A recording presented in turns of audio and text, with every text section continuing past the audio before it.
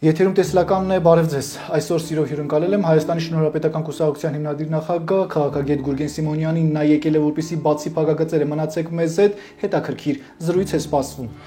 Թշնամին ունի մեկ օրակարգ՝ ոչնչացնել մեզ։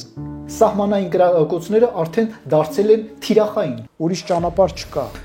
Մարդ է լինելու, ահեղ մարդ, եւ մենք պետք է կարողանանք համախմբվենք առողջ ուժերի շուրջը։ Տեսնում եք Հայաստանը փրկելու ճանապարհը։ Միանշանակ ես ես պատասխանատու կերպով հայտարարում եմ, որ թուրք-ադրբեջանական դաշինքը կարող էինք մենք քանդել ժամերի ընթացքում։ Իսրայելը կհասկանա, որ Ալիևը ուզում է օգտագործել Իսրայելի շահերը։ Այո, կհասկանա։ Այո։ Երբ է գալու օրը, որ սկսվի Իսրայել-Թուրքիա լարված հակամարտությունը։ Սկսվել է։ Վաղուց է սկսվել։ Հայաստանը փրկելու բանաձև ունեք։ Այո, միանշանակ մենք ռազմավարություն ենք մշակում։ Փեզիշքյանը սխալվում է։ Արցախը Հայաստանը եւ վերջ։ Եվ Արցախը բռնազավթված է։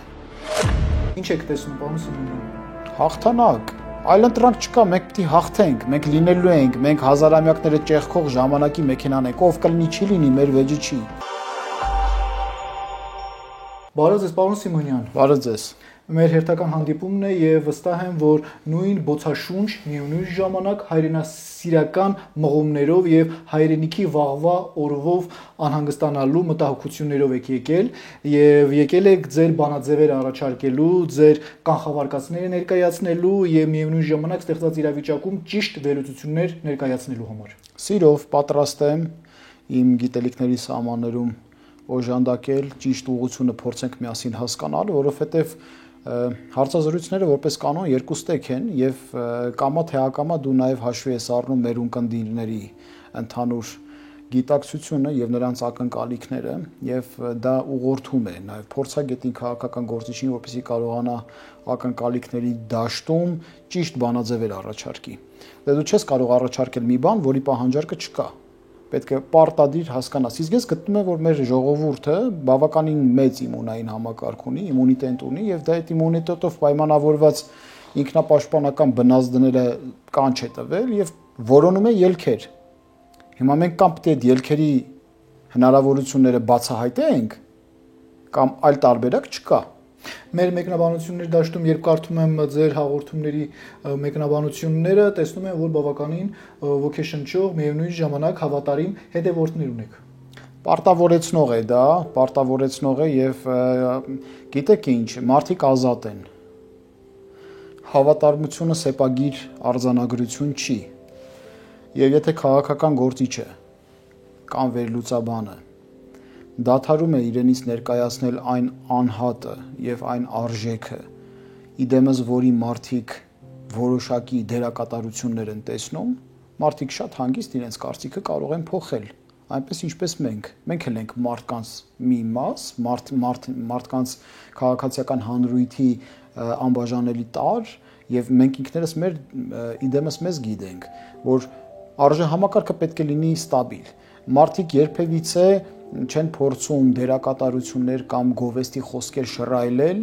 այն անձանց եւ անհատների հասցեին, որոնք որ այդ արժե համակարգից դուրս են կամ անդին են։ Հետևաբար ես կարծում եմ, որ հավատարմություն ասածը այստեղ մի քիչ չափազանցված է, իմ կարծիքով մարդիկ իրենց ազատության մեջ են իրենց դիրքորոշումը եւ իրենց մտքերը արտահայտում եւ այդ ազատության պարագայում ես կարծում եմ, որ մենք փոխընկալման եւ փոխըմբռնման բարձր մակարդակ ունենք մեր սիրելի քաղաքացիական հանրույթի հետ, մեր սիրելի հետևորդների եւ համախոհների հետ, որտեղ նույն ալիքի վրա ենք։ Շատ բարի։ Վերադառնանք մեր օրեր Հայաստան տարածաշրջան։ Կարծես թե թշնամու կողմից հնչող պատերազմական մարտահրավերները չեն նվազում։ Ալիևը դնում է պատերազմ չսկսելու նախապայմաններ, այնինչ հայ-ադրբեջանական սահմանին Ադրբեջանի կողմից կրակը չի դադարում։ Սահմանամերձ համայնքներում խաղաղ բնակիչները ապրում են ահաբեկված կարգավիճակում։ Սա ինչ ենթատեքստ է եւ Ալիևի նման ռազմավարությունը ինչի մասին է պատմում։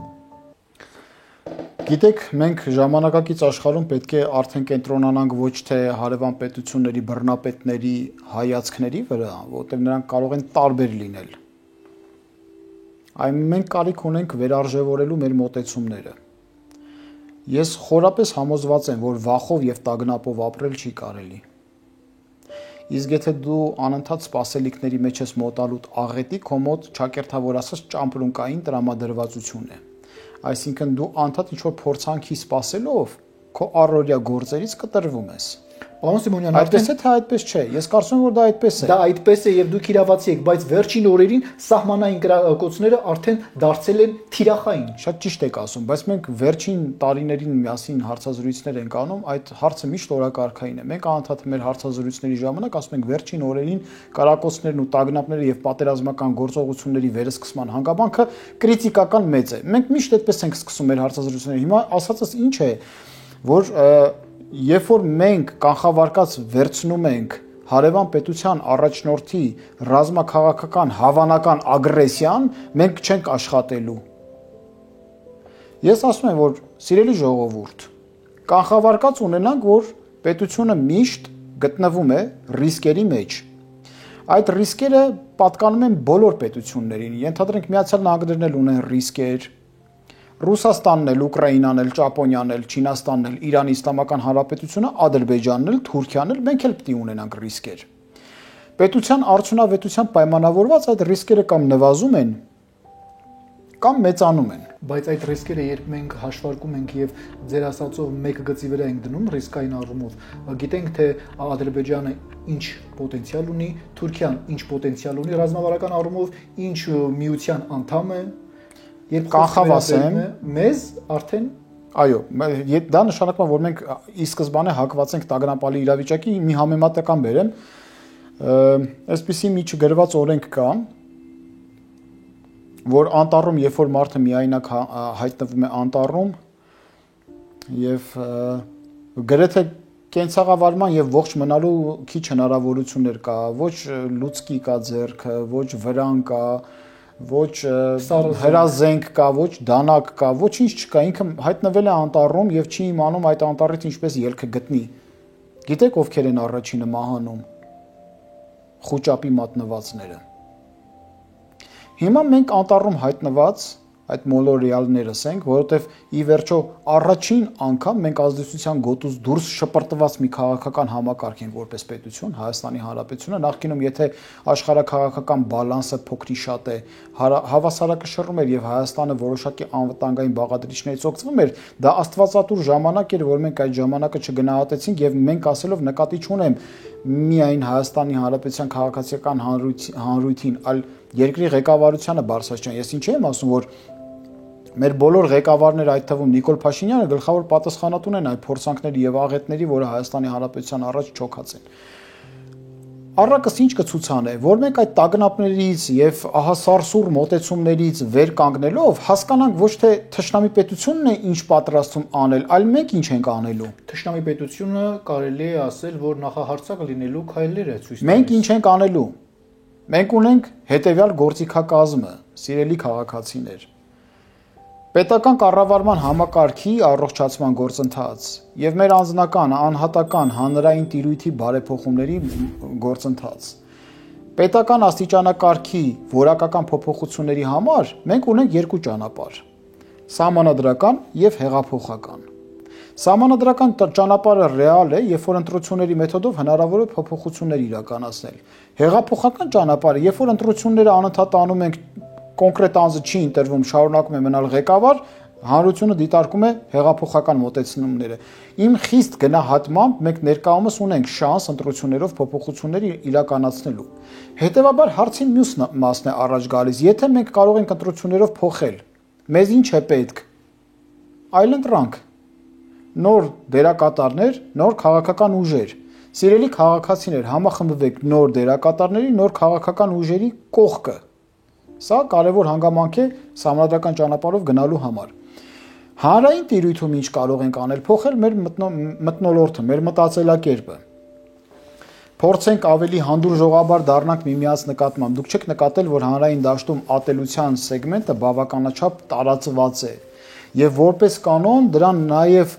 հնարավորություն է ընձեռում սոցիալական մաս մեդիայի տիրույթը, որը այսպես ասած անինքնության թաքնահարույց հանդես գալու շղարշով է պատում դաշտը եւ մարդը անձնական պատասխանատվության չենթարկվելու կանխավարկածն ունենալով իրեն սանձարձակ է դրսևորում սոցիալական տիրույթներում կամ այլ մաս մեդիայի ձևերում, բայց դա իրողությունները չի փոխում, անգամ եթե մենք վիրտուալ դաշտում մենք չենք կարողանում պատշաճ կարգով հանդես գալ որպես քաղաքացի պատասխանատվություն կրելով քաղաքացիական մեր արարքների եւ ոճաբանության հանդեպ, դա միևնույն է իր ազդանշանը եւ արձագանքը ունենում է իրական կյանքում։ Հասարակությունը դառնում է ավելի անհանդուրժող, ավելի ոչ պարկեշտ միմյանց նկատմամբ բառաֆոնդով եւ այլն եւ այլն։ Նշանակում է, որ մենք այստեղ էլ անելիք ունենք որպես Հայաստանի Հանրապետության քաղաքացի, որպես հայ ժողովուրդ։ Հետևաբար ինձ շատ քիչ է հուզում, թե թշնամին ինչ է նախապատրաստում անելու, թե թշնամին ունի մեկ օրակարգ ոչնչացնել մեզ։ Սա մենք գիտենք, չէ, եթե մենք անդադ կերակրվենք այդ օրինակով, ճամպրուկային տրամադրվածությունները անդադ մեր օրակարգում են լինելու, մենք չկարողանանք կենտրոնանանք մեր անելիքի վրա։ Ինձ ավելի շատ հուզում է, թե մենք որպես ժողովուրդ ինչ ենք անում։ Դուք որպես նոր պետական քաղաքական գործիչ ունեք արդեն ձեր կուսակցությունը։ Տեսնում եք Հայաստանը փրկելու ճանապարհը։ Միանշանակ։ Ես ինձ դիրքավորում եմ որպես քաղաքական գործիչ։ Իբրև քաղաքական գործիչ ես նոր անհատականություն եմ, գիտության դաշտից մուտք գործած, որևէ կապ չունեմ ոչ նախկինների, ոչ ներկաների հետ, բայց նոր լինելով հանդերձ ես առայժմ պետական գործիչ լինելու հավակնություններ չունեմ։ Չունեք։ Ունեմ, բայց չեմ կարող հիմա հավակնել։ Ինչու ես ունեմ ապագայի համար, որովհետև պետական գործիչ լինելու համար դու պետք է լայնածավալ աշխատանքներ արած լինես քո պետության համար, իսկ մենք այդ հնարավորությունը դեռ չենք ունեցել։ Պետական գործիչ էր Կարեն Դեմիրճյանը, Վլադիմիր Մովսիսյանը, Գարեգին Նժդեհը եւ այլն եւ այլն։ Իհարկե դա կոպիտ ասած ամեն զինվորի համար գեներալ դառնալը ուղի է, ուղենիշ է։ Ամեն քաղաքական գործիչի համար պետական այր դառնալու հեռանկարը ուղենիշ է։ Ես կերազեմ, որ դառնամ մի օր պետական այր, եթե իմ գործերը ավելի աղաղակող լինեն, քան իմ խոսքերը։ Առայժմ, քանի որ ես նոր մարդ եմ, ես իմ հարաբերական փոքրի շատ է գործերով, որոնք որ չեմ էլ ուզում գերագնահատել, մարդիկ ինձ լավ ճանաչողները շատ լավ ասում են, ես ինչ եմ հասցրել անել, շատերի կարծիքով քիչ չեմ հասցրել անել, բայց իմ գնահատականով, որտեվ ես ինքս բավականին ինքնակնդադատ անձնավորություն եմ եւ իմ ահռելի ծառայությունը ինքս իմ աչքին մի լուցկու չոփի արժեք ունի, ես ասում եմ, որ անընդհատ պետք է անենք եւ ահռելին պետք է անենք Հայաստանի Հանրապետության համար եւ հայ ժողովրդի համար, որ դառնանք պետական այր, պետական գործիչ։ Ես կարծում եմ, որ գալիս են նոր ժամանակներ եւ իդեմս մեր քաղաքական ուժի եւ իդեմս ինձ որպես այդ քաղաքական ուժի նախագահի Հայաստանի շնորհապետական կուսակցության մենք ասելիք ունենք։ Ես կարիք ունեմ բոլորի։ Հայաստանը փրկելու բանաձև ունեք։ Այո, միանշանակ մենք ռազմավարություն ենք մշակում։ Մեր քաղաքական ուժը մեծ ռազմավարություն է մշակում, այդ մեծ ռազմավարությանը համահունչ նաեւ ազգային անվտանգության ռազմավարություն եւ պլան միջնաժամկետ, երկարաժամկետ գործունեություն ծավալելու համար։ Գիտեք, երբ որ մի քիչ ավելի խորաթափանց ես լինում մեր աղետների մեջ, գալիս հանգում ես մի տեսակետի, որ ի վերջո Եղիշեն ճիշտ էր 5-րդ դարում։ Մարդկային ամենամեծ չարիքները տգիտության մեջ են։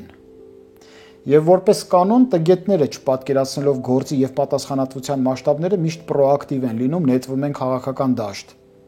Գրագետ մարդիկ զերծ են մնում եւ դրանով իսկ հանցակից են դառնում տգետներին իրենց զերծ մնալով։ Մենք որոշեցինք զերծ չմնալ, որտեվ Եղիշեն թեպետ ճիշտ էր ասում, որ տգիտությունը մարդկային ամենամեծ չարիքն է, որտեվ բոլոր չարիքների հիմքը գալիս են տգիտությունից։ Բայց 20-րդ դարում Մարկ Տվենը պակաս չի ասել։ Ասել է, որ այնուամենայնիվ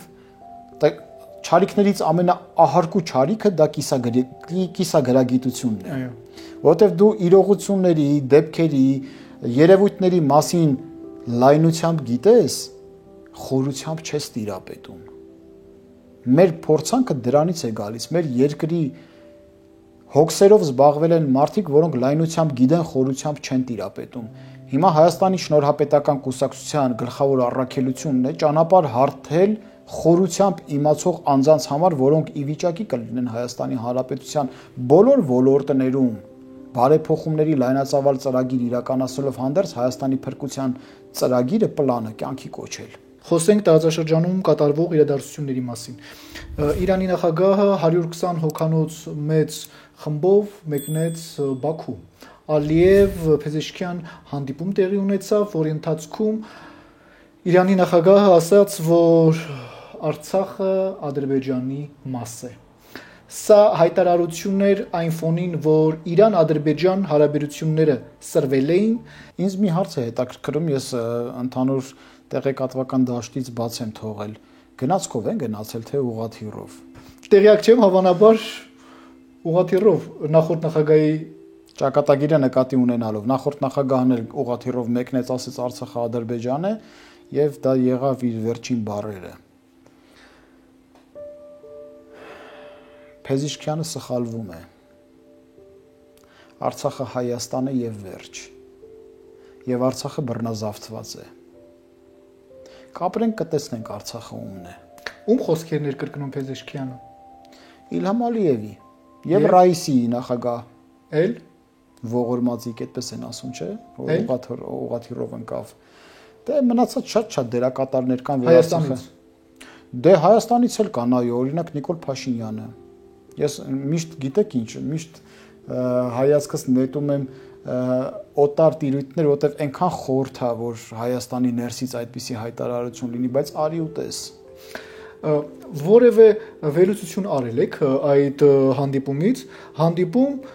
երբ Ալիևն ու Իրանի նախագահը ձեռք են սեղմում, միևնույն ժամանակ Իրանի նավահանգիստներից խոշորագույնը պայթյուն է տեղի ունենում, որտեղ ամբարված է եղել բավականին մեծ քանակությամբ պայթուցիկ եւ հեռավար նյութեր, որոնք օգտագործվում են մեծ ռազմատեխնիկայի մեջ, որոնց մեծ մասը եղել է ամոնիակ։ Որևէ զուգահեռներ անցկացրել եք։ Իրանի նկատմամբ լայնածավալ կոմպանիա է գնում ռազմարշավ։ Եվ այդ ռազմարշավի մասին մենք առիթ ենք ունեցել երկար ժամանակ զրուցելու միասին, բայց գլխավոր դիլեման գիտեք որն է, որ այդ պետությունները այդպես էլ չեն հասկանում, որ երկիր մոլորակի վրա երկստանդարտ մոտեցումներով չես կարող առաջնորդվել։ Այդպիսի մոտեցմամբ առաջնորդվեց Ռուսաստանը եւ տեսեք ինչ խնդիրների առաջ է կանգնած, այդպիսի մոտեցմամբ առաջնորդվեց Թուրքիան, տեսեք ինչպիսի խնդիրներ ծառացան նրա առաջ, այդպիսի մոտեցումներ ամբողջ աշխարհում տարածված են զգալիորեն։ Եթե դու անարդարության նշույլ պարունակող հայտարարություններ ես անում քո հարևանների մեկի հասցեին, դու հող ես նախապատրաստում անարդար որոշումների կայացման քո նկատմամբ։ Հետևաբար Իրանի Իսլամական Հանրապետությունը քաղում է այն դառը պտուղները, որը ստացավ 44 օրյա պատերազմից հետո ձևավորված իրողությունների պարագայում։ Նրանք չափից շուտ շտապեց, հա։ Նրանք չի կարելի, գիտեք, մանավանդ եթե գիտես պատմական արդարություն այլ է, սա նաև մեր մեղքն է, ես համարում եմ առավելևս լինելով արիական ժողովուրդ։ Ես համարում եմ սա մեր մեղքն է առաջին հերթին, մեր մեղքն է այն առումով, որ Հայաստանի Հանրապետությունը այնպիսի թափով եւ ներուժով ինքնավերականգնողական մոտեցումներ չի ձևավորում, որովհետեւ երկրի ղեկավարությունը ում ձեռքում է գտնվում։ Պարզ է ում ձեռքում է գտնում եւ ում ձեռքում է գտնվել։ Մի բան եմ ուզում ասել, քանի որ ձեր ալիքում հարգելի Արեգ մեզ դիտում են շատ մարդիկ, ես կանխավ ուզում եմ սիրելի քաղաքացիներին զգուշացնել։ Նոր ձևավորվող ուժերը բախվել են համակարգի հետ։ Որ համակարգի մասին է խոսքը։ Այն համակարգի, որը ձևավորվել է 1990 թվականից եւ կա մինչեւ այսօր։ Հայաստանի Հանրապետությունում ձևավորված ներքաղաքական դաշտը։ Սիրելիներ, հող են նախապատրաստում եւ արդեն շրջաբերաբար, պարբերաբար նարատիվներ են նետել քաղաքական դաշտ, որ 2026 թվականին ընտրապայքարին մասնակցելու են նոր ուժեր, 5-ից 6 նոր ուժ, որոնք նախկին իշխանությունների, օտար պետությունների հովանավորյալների եւ ներկա իշխանությունների պրոյեկտներ են քաղաքական։ Դա արվում է այն նպատակով, որ նոր ուժերը, երբ որ քաղաքական դաշտ կան, ասեն հիշում եք, այն որ ձեզ ասում էինք, ահա սա է, սա նա է։ Մեզ փորձում են վարկաբեկել։ Ցանկացած մեղադրանք, որ դուք հնչեցված մեղադրանք, որ դուք կլսեք, պահանջեք փաստեր։ Հայաստանի Շնորհապետական կուսակցությունը բյուրեղյա հետագիծ ունի եւ ծնվել է միանգամայն առողջ միջավայրում առողջ մարդկանց միջև։ Գուրգեն Սիմոնյանը որպես քաղաքական գործիչ բյուրեղյա հետագիծ ունի։ Երբևիցե ոչ կապ եմ ունեցել նախկինների հետ, ոչ ներկաների հետ։ Ներկաներին թեպետ որոշ հանգամանքներում փորձել եմ օգտակար լինեմ զուտ ռազմավարությունների մշակման առումով կամ խորհրդատվական առումով եւ այլն։ Թե փորձում են կապել օտար պետությունների հետ։ Ես անգամ դուրսը չեմ էլ սովորել։ Մենք գիտենք, չէ, օտար պետությունների հատուկ ծառայությունները ոնց են կարողանում կոլաբորացիոնիստներ որսալ երկու ճանապարհով։ Իրենց տիրույթներում բարձրագույն կրթություն մատուցելով, վերբովկան որպես կանոն այդպես է գնում։ Եվ երկրորդ, երբ որ ֆինանս են տալիս, գործակալներ են աճեցնում։ Հա, գործակալը ոնց են աճեցնում, երբ որ ինքը իր մոտ քեզ կանչում է սովորելու, ուտեղ կարա քեզ վերբովկա անի ու պահի։ Շատ կան մեր քաղաքական դաշտում։ Չգիտեմ, ես չեմ հետաքրքրվել, ես իմ մասին եմ խոսում, որ չասեն զրպարտում է, ես զրպարտություններով չեմ ուզում առաջնորդվել։ Եվ երկրորդ տարբերակը, երբ որ գումար են տալիս, գումար տալուց էլ, եթե քեզ փող են տալիս, իրանք դառնում են ոնց որ դու դառնում ես պատվերով երաժիշտ, քեզ ոնց ուզենան կարան մանիպուլացնեն եւ այլն։ Ես իմ կյանքի ընթացքում ոչ միայն չեմ սովորել դրսում, այլ նաեւ երբևիցե որևէ տեսակի գրանտ չեմ վերցրել, անգամ պետական, որ գիտության աշխատողի համար նորմալ է Հայաստանի Հանրապետությունից գրանտ վերցնի իր անգամ դա չունեմ, հիմա ինչ պայմանների բերումով ես էդ էլ չեմ ունեցել։ Որևէ օտար ֆինանսավորում չեմ ունեցել օտար երկրի աղբյուրներ։ Եթե դες կփորձեն համոզել դա, իմացեք, որ մեզ ուզում են զինաթափեն այլընտրանքներից, որ քաղաքական դաշտը մնա նույն նեխած դավաճան կոլաբորացիոնիստների ձեռքը, որոնք երկիրը բերել հասցրել են այս իրողությունների վրա։ Դաշտում էլի կան մաքուր ուժեր։ Ես էլ որպես Հայաստանի Հանրապետության քաղաքացի ձեր նման ոնց ասեմ, դյուրը հավատ չեմ։ Ինձ երբեմն մարդիկ ասում են մենք էլ ենք մաքուր, միանգամից չես կարողանում հավատալ։ Այնքան ենք խաբվել, որ չենք կարող միանգամից հավատալ։ Բայց ես ունեմ մի չափորոշիչ, որով որ պարտադիր առաջնորդվում եմ։ Պետք չի հալեցված յուղի տեղ ընդունել, ընդունեք իգիտություն, բայց ստուգեք 7 անգամ։ Եթե ինձ այդ ուժերը, որ իրանք խոստացել են, երդվել են իրենց անունով, որ իրենք մաքուր են, կան որոշ ուժեր, որոնց հետ ուղղակի քաղաքականություն մտնելուց հետո սկսել եմ առնչվել, գիտեմ։ Ես ասում եմ շատ լավ, ընդունեցի ձեզ այդպիսին, բայց իրենց նկատմամբ էլի ականջից բաներ է գալիս հասնում։ Հիմա ես այդ բաները իգիտություն ընդունում եմ, բայց հալեցված յուղի տեղ չեմ ընդունում, որտեվ գիտեմ ինչպես ինձ են ցեխոտում եւ փորձում վարկաբեկել, այդ մարդկանց էլ գուցե թիրախավորել են։ Մենք կանգնած ենք անջրպետի առաջ, ես կասկած չունեմ, որ հայ ժողովրդի մեջ իր դարավոր իմաստնությունը հաղթանակ է տանելու, մենք համախմբվելու ենք միմյանց հետ, որտեվ դու չես կարող մարդկանց խաբել։ Դու կարող ես ինչ-որ մի ժամանակ մարդկանց հոզ բազմությանը մոլորեցնել, բայց դա անընդհատ չի ստացվի։ Հայրենիքի հարց է դրված։ Այդ մարդիկ հայրենիքի գաղափար չունեն։ Պարոն Սիմոնյան, կարծես թե Ալիևը այնպիսի կերպարի մեջ է մտել, որ ինքը տարածաշրջանի գլխավոր խաղացողներից մեկն է։ Իրանի նախագահի հետ խոսում է շատ բարձր դիրքերից, զինվում է Իսրայելից, միևնույն ժամանակ Իրանի նախագահը կարծես թե վախենալով է փորձում իր դիրքորոշումները հայտնել։ Իրանի նախագահի եւ Ադրբեջանի նախագահի հանդիպումից պարզ չդարձավ այդպես էլ։ Իրանը վերահաստատել է, շարունակում է պնդել այն թեզը, որ այսպես կոչված Զանգեզուրի միջանցքը կարմիր գիծ է։ Չեմ կարող ասել, բայց գիտեք ինչ, կարմիր գծերը, որոնք որ քո ֆիզիկա աշխարհագրական տարածքից դուրս են, քննարկման առարկա են միշտ։ Անկամ քո ֆիզիկա աշխարհագրական տարածքներում պատկանող կարմիր գծերն են քննարկման առարկա, եթե քո կացությունը խիստ տուժել է։ Եկեք չմոռանանք էլի, որ երբ որ Մաժինոյի գիծը հաղթահարված չէր, Ֆրանսիան այլ դիրքերով էր խոսում Երրորդ Ռեյխի հետ։ Հիմա Իրանի Իսլամական Հանրապետությունը շատ լավ գիտի, որ Թրամփի ադմինիստրացիայի հետ Ալիևը կարող է աշխատել։ Եվ էական չի, որ Ալիևը բռնապետ է։ Իսկ Իրանը չի գիտակցում, որ Ադրբեջանը կոնկրետ կատարում է Իսրայելի հրահանգները։ Դե հիմա դա եմ ասում ձեզ։ Ադրբեջանը Իսրայելի միջոցով, շուտով էսա Բենյամին Նեթանյահուն է գնալու Բաքու։ Ադրբեջանը Իսրայելի միջոցով օգտագործելով իսրայելական լոբին Թրամփի ադմինիստրացիայի հետ կարողանալու է աշխատել։ Այն ինչ որ Նիկոլ Փաշինյանի համար անհաղթահարելի է։ Անհաղթահարելի։ Դե այդ մարդը արդեն ուշացել է բոլոր հնարավոր վերանակ այն մտքից, որ ի սկզբանե նմանատիպ ծրագիր չի էլ հետապնդել։ Հիմա Իրանի Իսլամական Հանրապետությունը հստակ գիտակցելով, որ եթե տարածաշրջանում մերձավոր արևելյան տիրույթում, արևմուտքում կա մի Իսրայել, հարավում Սաուդյան Արաբիան, արևելքում հնդկա-պակիստանյան թնջուկը, որը լարվում է եւ լարվելու է, որը խաոսի առաջացման հիմք է լինելու Իրանի սահմանների մոտ։ Խոսքը հասել է միջուկայինի արդեն։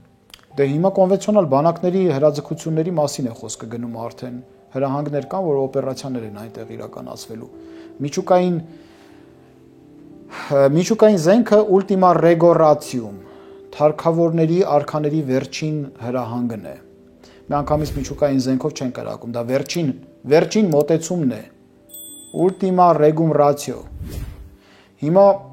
Հյուսիսում Ադրբեջանն է դիրքավորված որպես իսրայելական մոտեցումների ջատագով եւ դաշնակից։ Դե պարզա որ պետք է Ադրբեջանին հավասարարժեք դիրքավորի։ Ադրբեջանը լայնածավալ քաղաքականություն իրականացրեց վերջին 30 տարվա ընթացքում, որ այս հավակնություններին եւ այս դիրքավորմանը կարողանա հասու լինել։ Եվ որպես այդպիսին պտղարցակման հիմնական փուլը եղավ 2020 թվականի Արցախյան երկրորդ կոմպանիան, որի վերջնարդյունքում ինքը կարողացավ ռազմական հաջողություններ տոնի, եւ այդ ռազմական հաջողությունները տոնելով հանդերձ ինքը փուլ առ փուլ կարողացավ սեփականացնել այդ հաղթանակի պտուղները, որտեղ այդ հաղթանակը միայնակ չէր, այնտեղ կային այլ դերակատարներ էլ, այնտեղ կար Թուրքիա, կար Ռուսաստան, այդ հերքից Ալիևը։ Չէ, հերքի չհերքի ստեղ հանգամանքը այլ է, ոչ թե Ալիևի հերքել չհերքելն է, այլ գետնի վրա ինչ իրողություն ես տեսնում։ Գետնի վրա տեսնում եք, որ ռուսներին դուրս բերեցին։ Ադրբեջանից, Արցախից եւ Ադրբեջանի մյուս տարածքներից դուրս բերեցին։ Արցախը Ադրբեջանի տարածք չի, շեշտենք, որ հանգարցակի չբռնեն ասեն, հա դուք էլ եք համարում, ոչ։ Արցախը Հայաստանի անբաժանելի մասն է, որ խաբեությամբ մեզանից վերցրել են, հիմա համոզում են, թե Ադրբեջանի մաս է։ Ռուսներին ուղարկեց իրենց վերահսկման տակ գտնվող բոլոր տարածքներից նշանակում է հաղթանակ տարած կողմերից մեկին ուղղակի դուրս թողեցին։ Թուրքիային ասում է, չէ, եղբայր, քո ամբիցիաները նվազեցրու, դու չես, մենք ենք։ Այսինքն ինքը փորձում է անընդհատ իր դիրքերը արժևորելով, կարևորելով այդ աթոռի վրա գահին հաղթողի միայնակ բազմի։ Պարզա չէ, որ այդ հանգամանքում եթե ինքն էլ զուգահեռաբար հանդես է գալիս տարածաշրջանը որպես հակաիրանական կոալիցիայի մաս, Իրանը պետք է զգուշավորություն արդեն դրսևորի։ Եվ այստեղ ուրիշ հանգամանք կա, եթե վախենում է արդեն Իրանը Ալիևից։ Ալիևից չի վախենում է։ Հասկանում եմ։ Ալիևը այդ ամբողջ հակաիրանյան կոմպանիայի կոորդինացնողն էլ չի։ Կատարող անձ է ինչ որ ձևով։ Մի փոքր հատվածն է։ Լիցքավորված ինչ որ մի փամփուշտ։ Հա, մի փամփուշտ է, որը բայց ճակատին կարող է դիպել։ Ինքը այդ հանգամանքի մեջ արդեն կարևորված ֆիգուր է համարվում։ Հայաստանը որպես այդպիսին իրանական անվտանգային համակարգի կարևորագույն բաղադրիչներից մեկն է։ Հիմա վայն եկել մեզ տարել է։ Եթե հանկարծ այդ հակաիրանական մոտեցումները այնքան զարգացավ, մտավ ակտիվ ֆազայի մեջ, ու Ադրբեջանը կարողացավ հակաիրանյան կոալիցիային համոզել, որ Հայաստանը որպես Իրանի փրկողակ մեկուսացման հրատապության առաջ է կանգնած ու սկսեն Հայաստանի մեկուսացման քաղաքականությունը վարել։ Ես ինչ մասնակցի։ Իրանը չի մասնակցում։ Հայաստանը հանդիսանում է այստեղ որպես Իրանի անվտանգային բարձիկներից մեկը, ելքը դեպի Իրանը մասնակցելու է։ Ինչին։ Այդ Ադրբեջանի մղվող այդ պայքարին։ Եթե Իրանի թուլացման դեմ է գնալու, դա ոնց է մասնակցելու։ Իմ ասածը դա էր, որ կարմիր գիծը, եթե քո ֆիզիկա աշխարհագրական տարածքներից դուրս է, սակարկման առարկա է դառնում։ Ինչ է անելու Իրանը։ Ոչ մի բան, ինչ կարա ինչ էլ անի։ Ոչ մի բան չի մասնակցելու։ Չէ։ Կործանվեց։ Ինչ է։ Իրանը։ Չի կործանվել։ Իրանը երբեք չի կործանվում։ Դուք չեք նկատել, որ Իրանի քաղաքակրթությունը միշտ այս կամ այն ձևով կա։ Որ ներկայացնում եք։ Ես օրինակ բերեմ ձեզ, որպեսզի ավելի պարզ դառնա։ Երբ որ 10-րդ դարում, 11-րդ դարում սելջուկները գալիս էին տարածաշրջան, Իրանը կործանվեց, այնպեսին ինչպեսին որ նախկինում կար, այո, բայց հետո շարունակեց, չէ, որպես հասկանում եմ, ֆարսի եւ թուրք ժողովուրդ դա նկատի ունեի։ Գնում է Իրանը կտրանսֆորմացվի, բայց չի կործանվի։ Հիմա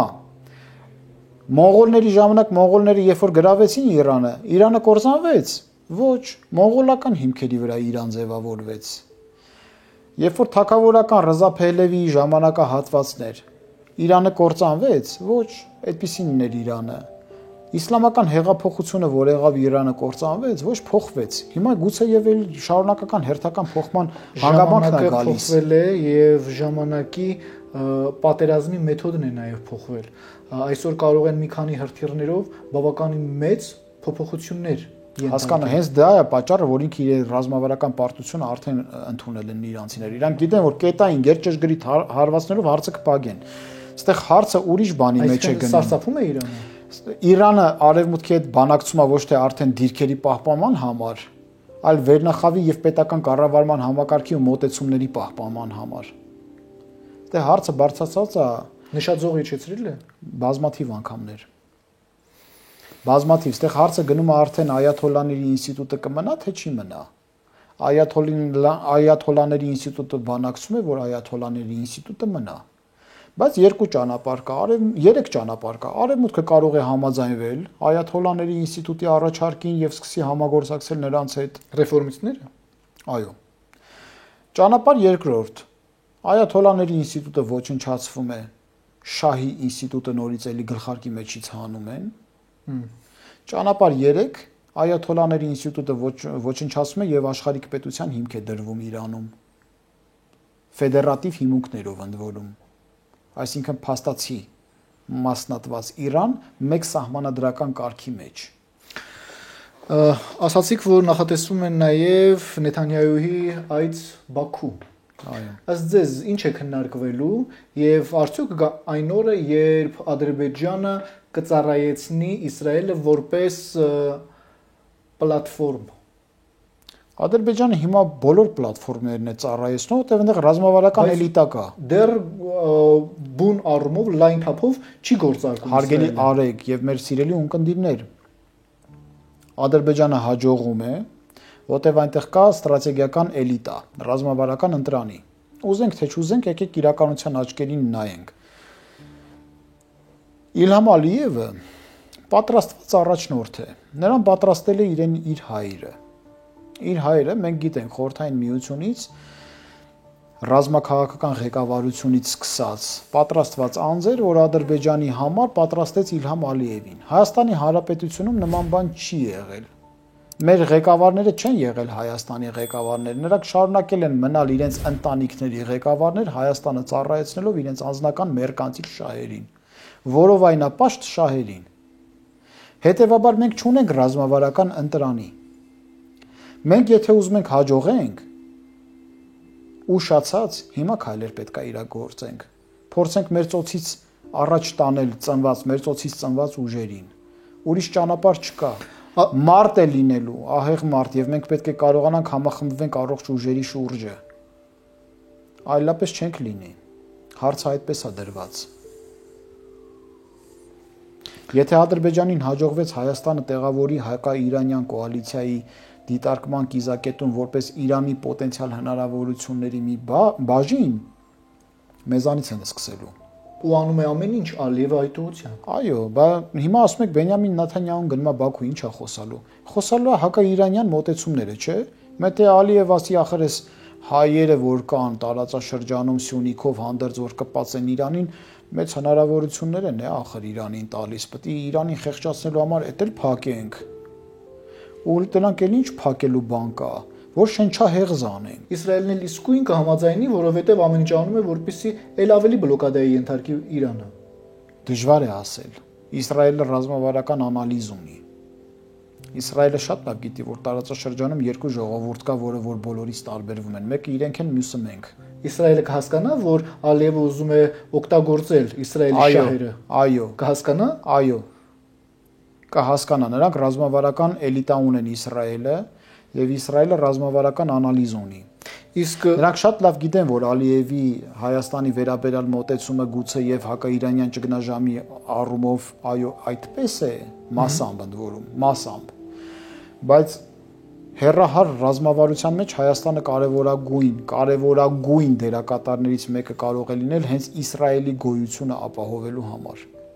Իրանք դա մեզանից լավ գիտեն, մենք հենց չենք գիտակցում, թե մենք սկի չենք գիտակցում այդ պետական կառավարման համակարգը ոնց իմի բերենք։ Այնտեղ իմի բերած պետական կառավարման համակարգ կա, որ ռազմավարական անալիզ անում 50 տարի հետո, 60 տարի հետո ինչ է լինելու։ Տարածաշրջանում, եթե խոշորացույցը դնենք մի կողմ, մանրադիտակնել հետը, ընդհանուր հայացք նետենք, ովքեր են։ Իրանցիներ, թուրքեր, քրդեր, արաբներ, իսլամական ժողովուրդ։ Վերջ։ Հիմա մնացել է երկու ժողովուրդ, որը որ ուրիշ են, ունեն պետական կառավարման համակարգ, պետություն։ Հրյաները եւ հայերը։ Հрьяաները միթե չեն գիտակցում հայերի մտավոր պոտենցիալը եւ հեռանկարների բազմաթիվ ճանապարհները։ Գիտակցում են եւ շատ կարեւորում են։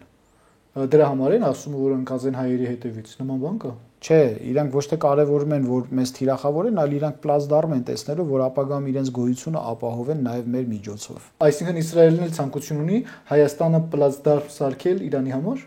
Իսրայելը ցանկություն ունի ապագայում դիմակայուն Հայաստան տեսնել տարածաշրջանում։ Որտեւ եթե միացյալ Թուրքիա եղավ, իսկ Թուրքիան Սիրիայի ճգնաժամը ցույց տվեց, որ Իսրայելի համար լուրջ ռիսկեր է պարունակում։ Արդյոք Եթե տարածաշրջանում դիմակայուն Իրան եղավ, որը էլի լուրջ ռիսկեր է Իսրայելի համար, եւ արաբական աշխարհը, որը որ տանել չի կարողանում Իսրայելի ժողովրդին եւ հրյա ժողովրդին հայտնի պատճառներով։ Տարածաշրջանում մնալու է մի պետություն, որը իր նման նույն ճակատագրի եւ բախտակիցն է լինելու եւ տարածաշրջանում գոյություն ունենալու կարևորագույն ձեռք մեկնողներից մեկը դա Հայաստանն է։ Նրանք շատ լավ դա հասկանում են։ Երբ է գալու օրը, որ սկսվի Իսրայել-Թուրքիա լարված հակամարտությունը։ Սկսվել է։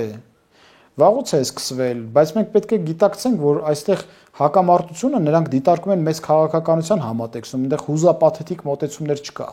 Այնտեղ չեն ասում մենք արյունակցական թշնամիներ ենք, ուրեմն պետքա հուր հավիտյան իրար կոկորտ կրծենք։ Ապա ինչով է սկսվել։ Միայն հռետորաբանություն է։ Չէ, դե պարզ է, չէ, որ Թուրքիան լայնածավալ գործողություններ չի անի, որովհետև իսրայելական պետությունը լուրջ պետություն է, դուք չափերին մի նայեք։ Իսկ ինչպես է ստացվում, Իսրայելի հետ հռետորաբանական հրաձգություն է անում։ Եվ Իսրայելը չի սկսի, որովհետև իրան պետք չի, ինչին է պետք ՆԱՏՕ-ի անդամ պետության հետ կոնֆլիկտի մեջ մտնի, ինքն իրան նանում է։ Հոլանի բարձունքները գրավել է, մտել է Սիրիայում իր տարածքներով ուզում է ազդեցության գոտի ստեղծի Սիրիայում, ոչնչացրեց Իրանի Իսլամական Հանրապետության բոլոր ազդեցության գոտիները շուրջ բոլորս, հիմա էլ Իրանին է սեղմում։ 19000 քառակուսի կիլոմետր է, որևէ մեկը կարող ասի, որ ինքը փոքր պետություն է։ Վերջին շրջանում է վերածվել պետության։ Դե հիմա եկեք օրինակ վերցնենք։ Մենք էլ 29000 քառակուսի կիլոմետր ենք փաստացի։ Չեմ ասում, որ այդքան ենք ու այդքան պետքա լինենք, ոչ փաստացի։ Մենք ինչ ենք անում։ Ոչ գիտությունները սա գիտություն։ Ոչ քաղ հանրույթն ենք կարողացել կազմավորել, ձևավորել, ոչ ռազմավարական ընտրանի ունենք։ Կարողանում ենք բարձր կենացների մասին կենացների մակարդակով հայրենիք ենք փրկում։ Տեսեք, այս գործողություններ են պետք։ Հիմա գործողությունների առումով մարդկանց գործողությունների կոչ ես անում։ Ընդհանրապես մի հասարակ բան, ենթադրենք պրոյեկտ է իրականացում, շատ քիչ ազդակներ կան։ Էրդողանը հոխորտում է Իսրայելի վրա, Իսրայելը մեծ սիրով զինում է Ադրբեջանը։ Բիզնես է։ Մենք էլ կարող էինք առնել։ Հիմա Իսրայելին զեկույց են ուղարկում, ասում են ձեր դրոնները հարձակվել են Հայաստանի վրա, ասում են առաջինը ձեզ ենք առաջարկել։ Գնում են Դավիթ Տոնոյանին, ասում են ինչի չենք դրոն առել, ասել է դրոնը հիմար բան է, դրոն առնենք ինչ անենք։ Ո՞վ է մեղավոր։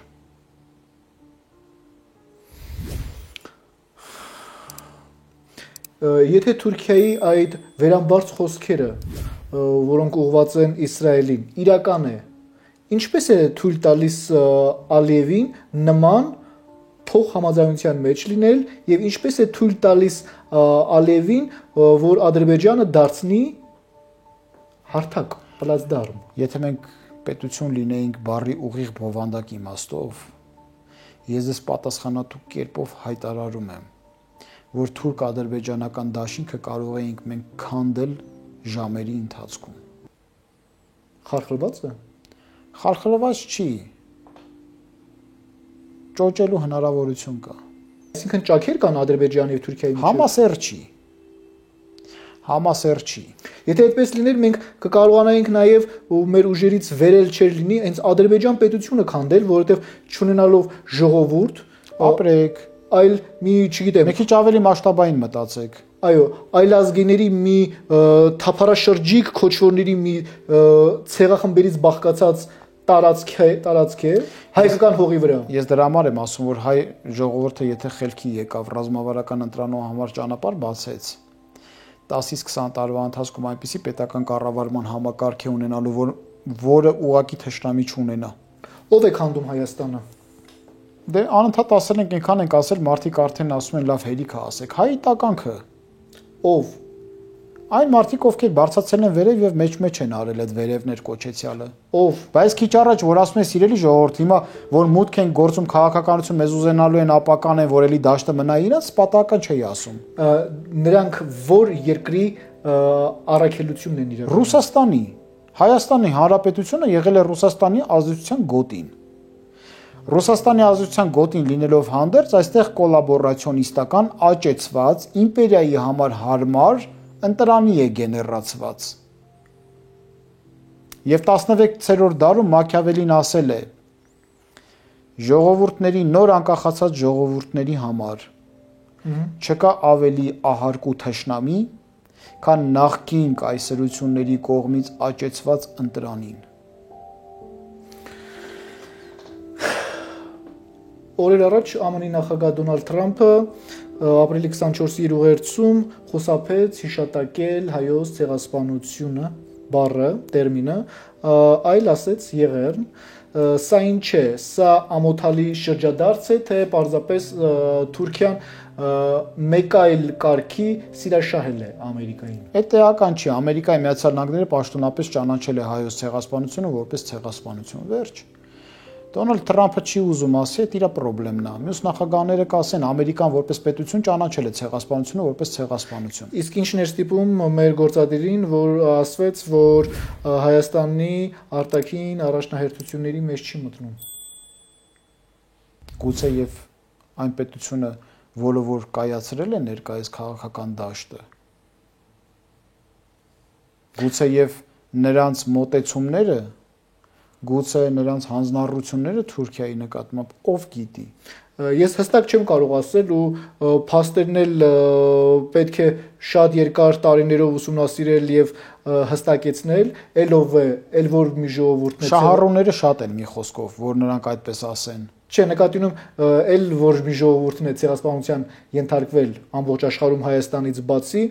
հոլոկոստ կոչված կա, չգիտեմ, նման երևույթներ կա, որ հрьяաների հետ է նման բան կատարվել։ Շատ կան, ինչի։ Օրինակ, մենք Ռուանդայի ցեղասպանությունը մի մոռացեք։ Միլիոնավորների մասին է խոսքը։ Միլիոնավոր մարդկանց կոտորեցին, այո։ Մի մոռացեք հрьяաների ցեղասպանությունը։ 7 միլիոն հрья են կոտորել հոլոդոմորի ժամանակ։ 7 միլիոն։ 7 միլիոն հрья, այո։ Որովհետև տարբեր աղբյուրներում ասում են, մի մոռացեք Մանջուրիայի ցեղասպանությունը։ Մանջուրիան չկա, սովետական բանակի մտնելուց հետո այդ պետությունը չկա։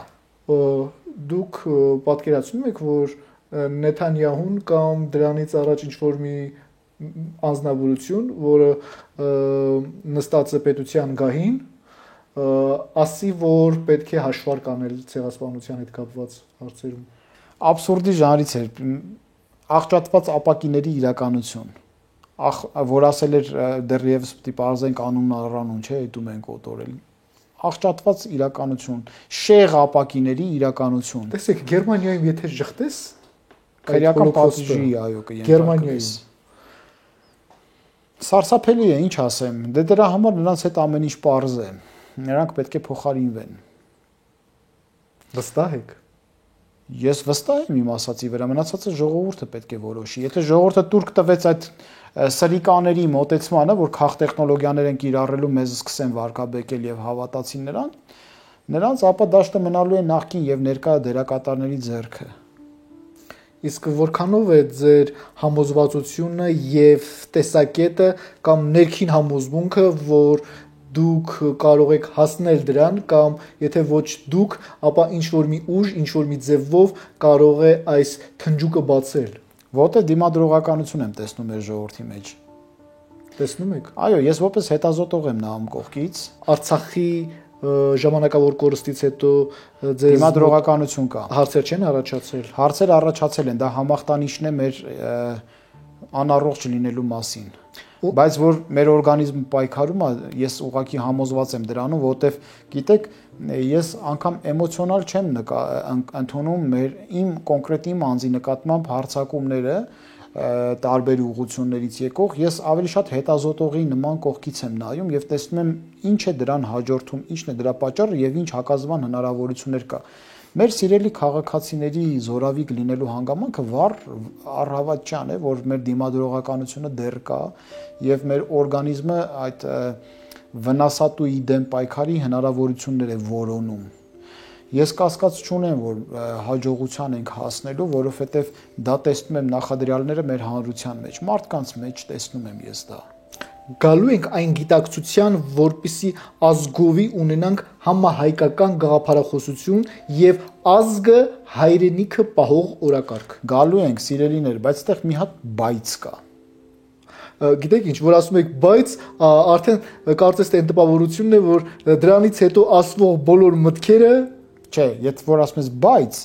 դա նշանակում է, որ դա այդպես կլինի, բայց նախապայման ունի, ինչ պետք է անես, որ այդպես լինի։ Ներկայիս 21-րդ դարում եւ միշտ դա եղել, հին Եգիպտոսից էլ սկսած քրմական դասը միշտ կիրառել է, բայց եկեք մենք ժամանակակից իրողությունների մասին խոսենք։ Եկեք։ Գոյություն ունի քաղաքական տեխնոլոգիաներ հասկացություն։ Մեզ կարողանում են կոդավորել, մանիպուլացնել եւ ուղղորդել։ Մենք շատ հաճախ նաեւ մարքեթինգում ենք դա, շուկայում ենք դա գտնում, կարողանում հասկանալ։ Օրինակ, պարզ օրինակ բերեմ, երբ որ մտնում ենք սուպերմարկետ, բույրերի բազմազանության մեջ որ բույրերն են ամենաշատը գերակշռում սուպերմարկետներում, սուրճի եւ թարմը հացի։ Որտեղ երբ որ դու մտնում ես սուրճի հոտ ես առնում եւ թարմը հացի հոտ ես առնում, այդ հոտերի գաման մարքետոլոգները պարզաբանել են, որ մարդուն ավելի հակված են դարձնում առևտուր կատարելու։ Միտումնավոր հացի բաժինը եւ սուրճի բաժինը սովորաբար ընդարձակ սուպերմարկետներում դրվում է ամենավերջում, ամենախորքը։ Դե հիմա տեսեք, ինչի է դառնում, որ դու շատ փող ծախսես, չէ՞։ Մինչեւ գնաս հասնես հացի բաժին, ճանապարհին լիքը բան տեսնես, ունես այդ ազատությունը ձեռքը մեկնելու, ունես սալյակ։ Այսինքն տեխնոլոգիա են կիրառում, չէ՞։ Այդ տեխնոլոգիային զոհ չդառնող քաղաքացիները որոնք կարող են լինել, որ քաղաքացիները, որոնք ասում են կրիտիկական մտածելակերպով լավ, որ սա ինձ առնեմ, սա պետք է լինելու։ Իրան բերումա տրամաբանական դաշտ։ Դա շատ դժվար է, ես էլ ինքս չեմ կարողանում պահպանել, որտեղ ես էլ եմ մարդ, այո, գայթակղությունները կան եւ հիմա ապացուցված փաստ է, որ տրամաբանական ինտելեկտից շատ ավելին էմոցիոնալ ինտելեկտն է գործում։ Մարքեթինգն էլ իր զենքերով։ Հա, բայց հիմա մենք ռիսկերի առաջ ենք կանգնած, քաղաքական դաշտում էլ կան տեխնոլոգիաներ։ Կարան տեխնոլոգիաներ կիրառեն եւ դու պատշաճ մարդկանց չընտրես, գնաս սրիկաների մեջ ընտրություն կատարես։ Հիմա այստեղ քաղաքացիական հանրույթը իրեն հարց պետք է տա։ Ախր այս մարդիկ նոր են եկել, այ մարդ։ Նոր նշանակում է, որ ոչ մեկին հələ չի քսվե, որ իրա վրայից փիս հոտ գա։ Բայց արդեն ասում են փիս հոտ է գալի, ժողովուրդ, հեռու մնացեք։ Եթե քրիտիկական մտածելակերպի գան, բայց արդյոք կհնարավոր կլինի դա անել։ Կեղտոտ տեխնոլոգիաները շատ են, իսկ նոր ձևավորված ուժերի ձեռքը ֆինանսական լայնածավալ միջոցներ չկա, որ մենք արդյունավետ կարողանանք հակազդել դրան։ Հուսանք, որ հիմա եթե հնարավոր լինի, որ հայ ժողովուրդը ներքին իմաստնությունը եւ բնազդը կանչ տալով կարողանա արգելափակի այդ ոչ մաքուր տեխնոլոգիաների միջոցով նորմալներին, մաքուրներին վարկաբեկելու քաղաքականությունը եւ սրիկաների համար ճանապարհ հարթելու քաղաքականությունը, ապա Հայաստանը կդառնա այն, ինչ որ մենք երազում ենք։ Այ բայցը դրա համար էր պայմանավորված։ Այո, դա հնարավոր է, բայց միջև այդ գործ կա անելու։ Եվ սրիկաները մի օր կհայտնվեն իրենց արժանի վայրում։ Իհարկե։ Եվ վերջում, պարոն Սիմոնյան, Հայաստանի անվտանգության երաշխիք մենք այսօր ի վիճակի ենք ձևավորել։ Այո, մենք ունենք հիմա, պետք է հզորացնենք։ Ինքնուրույն հայերով, թե նաև դիվանագիտական ճանապարհով գերտերությունների միջոցով։ Ինքնուրույն հայերով, Զուգահեռաբար որոնելով դաշնակիցներ, բարեկամներ, գերտերությունների հետ համագործակցության եզրեր։ Ինչ եք տեսնում, պարոն Սիմոնյան։ Հաղթանակ։ Այլընտրանք չկա, մենք պիտի հաղթենք, մենք լինելու ենք, մենք հազարամյակները ճեղքող ժամանակի մեքենան ենք, ով կլինի չի լինի, մեր վեճը չի։ Շատ ոգեղեն երանգով եք ասում, պարոն Սիմոնյան։ Որտեվ ես չեմ ուզում պարտվել։ Իսկ դուք ուզում եք։ Հայի թուրը միշտ է շողացել հաղթանակներով։ Այո։ Եվ վերջին անգամ Նժդեհի ձեռքում էր այդ թուրը, եւ այդ թուրը միշտ է եղել ինչ որ մեկի ձեռքում։ Հիմա սրբորեն պահպանվում է դարակում, երբ որ պետք լինի դուրս կգա։ Եվ կարող է մեծ սիրով կուրացնել թշնամու աչքերը։ Այո։ Շնորհակալություն մեկ անգամ Շնորհակալություն։ Եվ հիշենք, այսօր մենք սոսկ օր չենք ապրում, այլ ժամանակի մի պահ, որտեղ մեր գոյությունն է կանգնած առնախում սլաքներին։ Այսօր մենք ունենք մեր ինքնությունը պահելու խնդիր, ոչ թե որպես ձևական պատնեշ, այլ որպես արյունով կերտված ճակատագիր։ Հայի ինքնությունը դրված է ոչ միայն սահմանին, այլև մեր ոգեղեն էության մեջ, մեր խոսքի մեջ, մեր լռության մեջ, մեր զարկերակներում։ Այս հողը հազար ցավով, բայց հպարտությամբ իր վրա կրում է ազգի ոտնահետքը դարերով թրծված, իսկ այդ հետքի ամեն տառը գրված է մեր անուններով։ Թշնամին գուցե զենքով է գալիս, բայց ամենամեծ սպառնալիքը գալիս է մոռացությամբ, երբ չենք հիշում ովքեր ենք ու ինչի համար ենք։ Ուրեմն հիմա, որքան էլ մութը սողալ լուսաբացին, մենք պիտի լինենք այն արարչականը, որ այլևս չի թողնի, որպիսի հայը մոռացվի, որ հայը կվերադառնա իր սքանչելի ոգուն ոչ միայն լեզվով, այլև ապրելով, պաշտպանելով, ստեղծելով ճշմարիտ հայի պես, ճակատը վեր, հոգին հողին արմատած։ Այո, այսօր մեր խնդիրը ոչ թե միայն գոյություն ունենալն է, այլև հայ մնալն է, այն էլ մաքրագույն իմաստով։ Ահա այսպիսին էր այսօրվա տեսլականը։ Զրուցում էի Հայաստանի Շնորհապետական կուսակցության հիմնադիր նախագահ քաղաքագետ Գուրգեն Սիմոնյանի հետ։ Շնորհակալություն ուշադրության համար, բաժանորդագրվեք մեր ալիքին, խաղաղություն եւ հաղթանակ հայոց աշխարհին։